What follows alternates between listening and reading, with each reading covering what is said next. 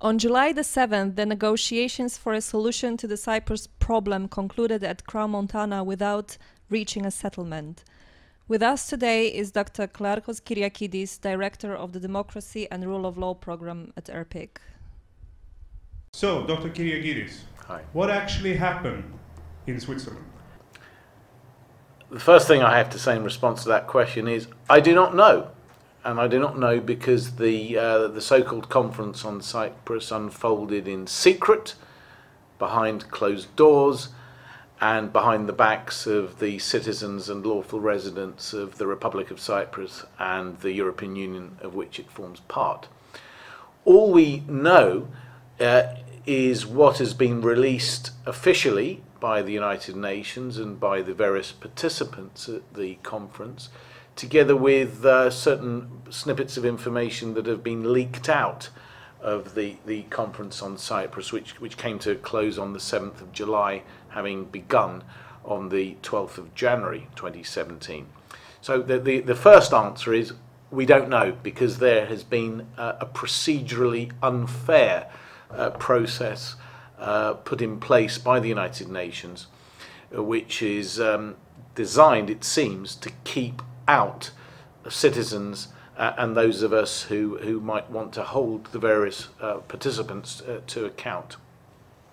Now, having said all of that, I would make two main points with regard to what has happened. One relates to procedure, the other relates to substance.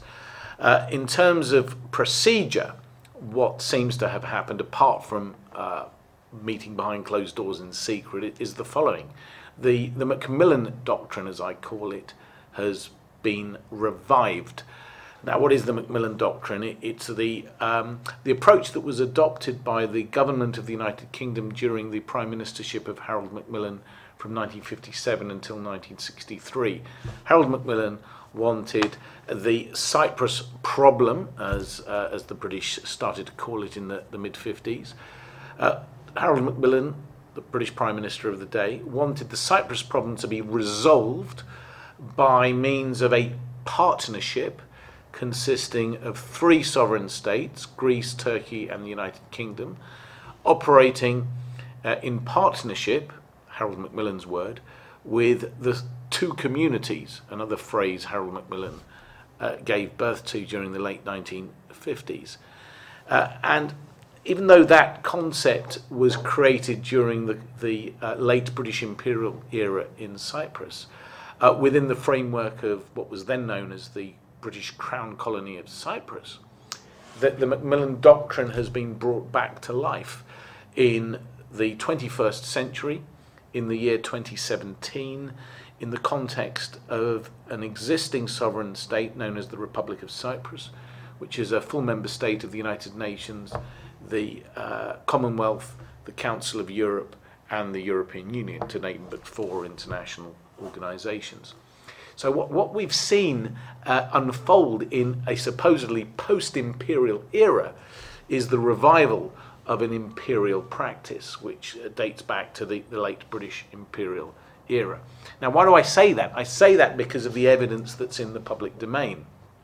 If one reads the official statements that have been published by the United Nations, particularly since the 12th of January 2017, when the so-called conference on Cyprus began, one barely finds any mention whatsoever of the Republic of Cyprus. What one does find are multiple references to the participants in the conference on Cyprus, the three guarantor powers, Greece, Turkey and the United Kingdom, plus the two communities, who are described as the Greek Cypriot community and the Turkish Cypriot community, who are represented at the conference by two gentlemen purportedly described as the Greek Cypriot leader and the Turkish Cypriot leader. So it's we've seen unfold at this conference on Cyprus, to use the UN phrase, a really peculiar procedure that, in my view, is unfair and a throwback to the British imperial era. Now, that's all by way of background as to what has happened procedurally.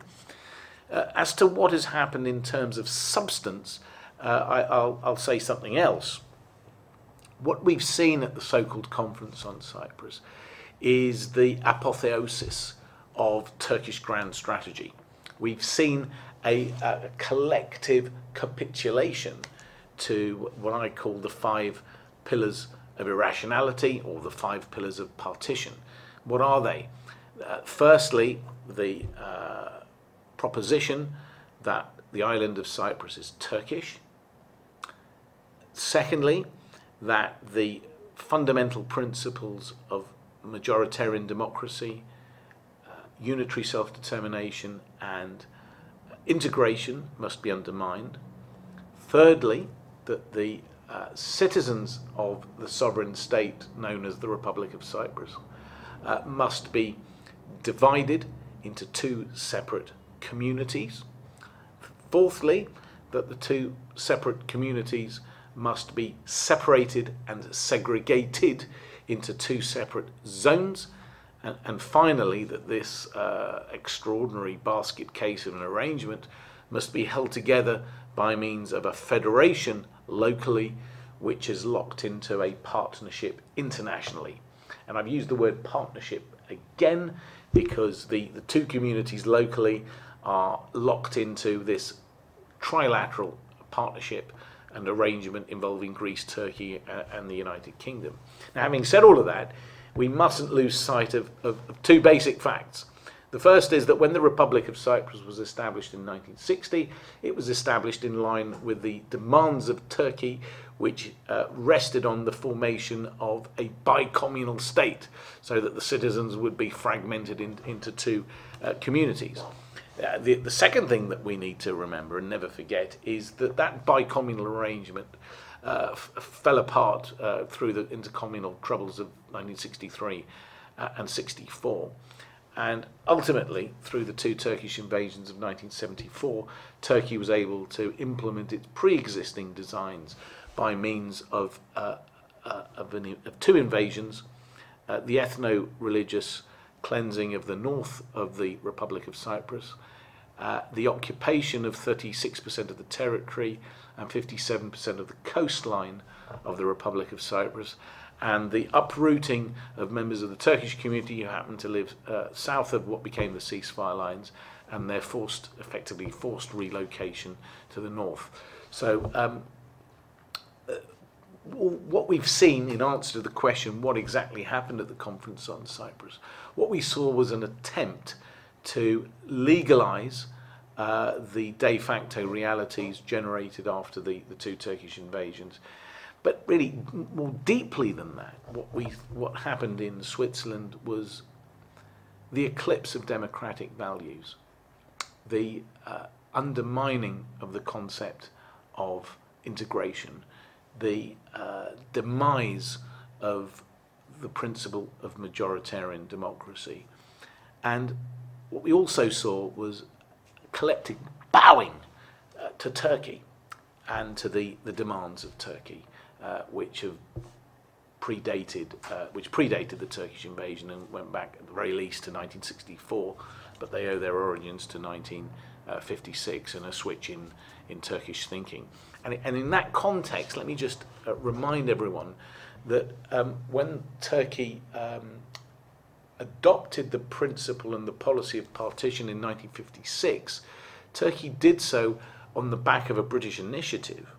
But perhaps more importantly, and rather worryingly from the standpoint of today, Turkey embraced the policy of partition in 1956 as a sacrifice. That's the Turkish word that was used at the time. Partition was accepted as a sacrifice because Turkey regarded the whole of Cyprus as Turkish, even though it was legally British under the Treaty of Lausanne. And the idea that it was the partition was a sacrifice is something that should rather trouble us, because it suggests that partition, either through a de facto arrangement as has existed since 1974, or through a de jure federal arrangement as the negotiators have been trying to find through these secret talks, either of those outcomes is not entirely in keeping with the original Turkish idea, which was that the island of Cyprus should pass from British into Turkish hands. Is the process of finding a solution to the Cyprus problem over? The search for a settlement to the Cyprus problem has been on and off in one form or another since the mid to late 1950s. We were told both before and during the conference on Cyprus that this was the last chance, and no one actually went into any great detail as to what might happen next if this last chance wasn't grasped. And to that extent, the abuse of the phrase "last chance," in my view, was calculated to play on the minds of people, to create a sense of stress and trepidation, and also to provide possibly a psychological advantage to the beneficiaries of the last chance if it was to be grasped, which of course so far it hasn't been. I ought to point out in this context that the phrase "the last chance" was first used by Harold Macmillan, the then British Prime Minister, in the summer of 1958. It was also used by his colonial secretary Alan Lennox Boyd in the context of the ill-fated Macmillan Plan of the summer of 1958. So it's a very old phrase that's been recycled or reheated or rehashed from time to time over the past 60 years. And what history does tell us is that the process is not over. My one concern, having said all of that, is we've been put on notice by history that Turkey has a track record of invading. Turkey has a track record of occupying and colonizing Cyprus.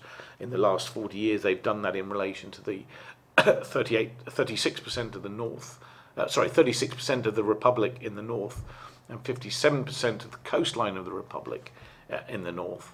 So I think we should be on guard as to what Turkey may or may not do in the future. And I say that mindful of the undeniable reality that Turkey has been turned into an authoritarian, if not tyrannical, regime, state under the regime of President Erdogan. What comes next? The democracies of the world need to wake up. They need to wake up and appreciate that their policies of appeasing Turkey have failed. The policy of appeasement was supposedly going to transform Turkey from an authoritarian Kemalist system, state, into a shining democracy which could take its place in the family of democratic nations. That's failed. President Erdogan has shot that to pieces. What appeasement has done is that it's given Turkey the appetite to be ever more aggressive, ever more bullying, and ever more intimidatory in its approach to the European Union. In the lead up to the referendum in Turkey on the 16th of April, one Turkish minister after another issued menacing statements. At the forefront of the menacing statements was President Erdogan himself. I refer you, for example, to the speech he gave on the morning of the 22nd of March 2017, where he effectively warned that no European would be safe walking on the streets of Europe if the Europeans didn't bow to his wishes. So what should happen next? There needs to be a new strategy formulated, first of all here in the Republic of Cyprus, but also beyond the Republic of Cyprus into the remainder of the European Union. Thank you very much, and we You're look forward welcome. to having you back with us soon again. Thank you. You're welcome. Thank you.